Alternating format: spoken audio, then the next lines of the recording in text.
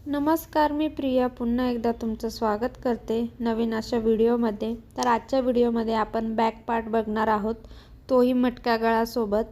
तर मटका गळा हा खूप ट्रेंडिंग गळा आहे, नेहमी म्हणजे चालणारा गळा आहे। खूप जणांना हा मटका गळा खूप आवडतो आणि दिसायला सुद्धा छान दिसतो। तर इथे मी मटका गळ्याचा पहिले आकार टाकून घेतलेला आहे आणि त्यानंतर जो आपला अस्तर आणि ब्लाउज पीस आहे त्यावर वेगवेगळे टक्स मारून घेतलेले आहेत आणि जो आपला ब्लाउज पीसचा वरचा भाग आहे त्यावर मी तो अटॅच करून घेत आहे। आणि अटॅच करताना सुद्धा मी खालच्या साइडनी जे आपली कमरपट्टीचे साइडनी असते तिथे मी एक टीप मारून घेतलेली आहे आणि आपला जो गळ्याचा आकार आहे त्या आकारानुसार मी टीप मारून घेतलेली आहे। आणि आता जो एक्स्ट्राचा आपला गळाचा कपडा आहे तो कट करून घेते।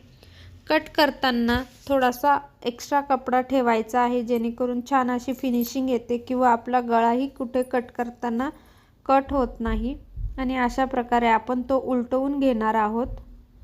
उलटवल्यानंतर सुद्धा तो आता व्यवस्थित सेट करून घ्यायचा आहे, कारण की खूपदा कपडा आतमध्ये हे होतो, बघू शकता मी व्हिडिओत दाखवला आहे। त्यामुळे सगळं व्यवस्थित सेट करून मगच आपल्याला तो शिवायचा आहे किंवा स्टिच करायचा आहे।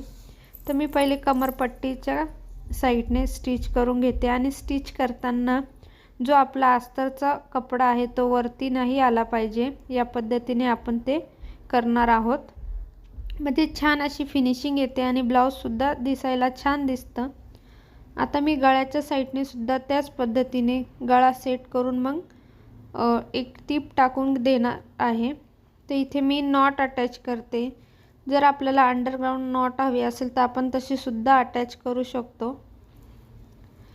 नॉट मटक्या गळ्याला शक्यतो कंपल्सरी लावतात, त्यामुळे गळा सुद्धा छान दिसतो आणि शक्यतो शोल्डर उतरण्याचे चान्सेस असतात मटक्या गळ्यामध्ये, तर त्यासाठी नॉट आपण लावत असतो।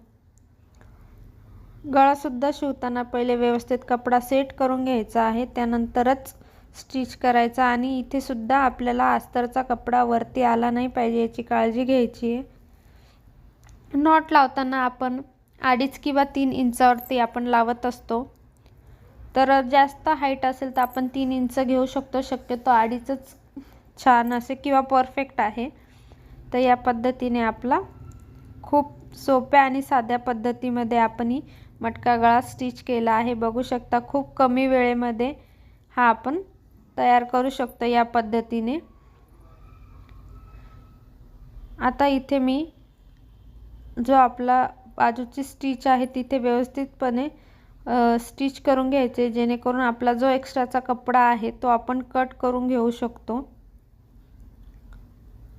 म्हणजे आपल्याला पुढचं शिवण्यासाठी काही प्रॉब्लेम येत नाही।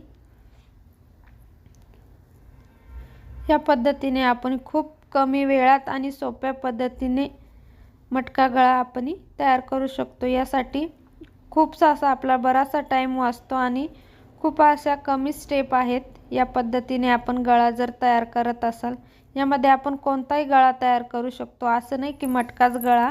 यामध्ये आपण गोल, चौकोनी असे बरेचसे गळे आहेत की ते या पद्धतीने आपण करतो। यामध्ये पाइपिंगमध्ये जो लागणारा वेळ आहे तो आपला वाचतो। व्हिडिओ आवडला असेल तर नक्की लाईक करा, चॅनलला सबस्क्राईब